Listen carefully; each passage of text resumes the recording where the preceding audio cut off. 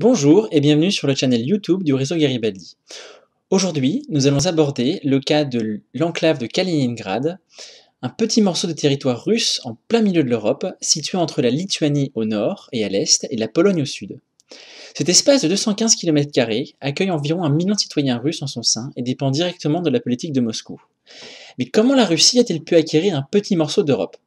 La réponse est bien entendu à trouver du côté historique. En 1949, quand les vainqueurs de la Seconde Guerre mondiale se sont partagés le territoire de l'Allemagne vaincue, sur les bases des accords de Potsdam et de Yalta, la Russie a annexé ce territoire appartenant autrefois à la Prusse orientale.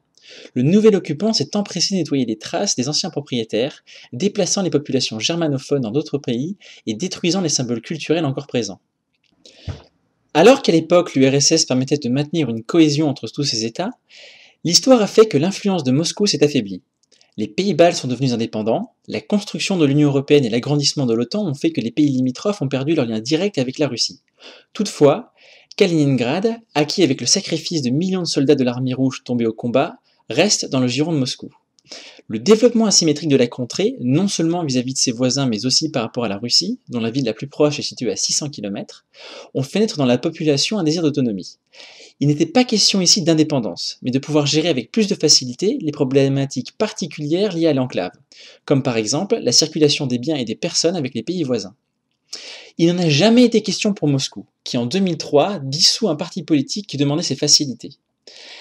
La capitale a toujours vu dans Kaliningrad un atout stratégique, tout d'abord de par sa position, une ouverture sur la mer Baltique, un port russe au milieu de l'Europe, mais aussi pour les ressources, ambre, pétrole, industrie et même tourisme. Si aujourd'hui le niveau de vie de Kaliningrad s'est amélioré et est à peu près équivalent à celui de la Lituanie, l'enclave reste toujours l'otage de Moscou, qui depuis des années considère qu'il faut protéger ce territoire russe des influences européennes et du danger que peut représenter l'OTAN.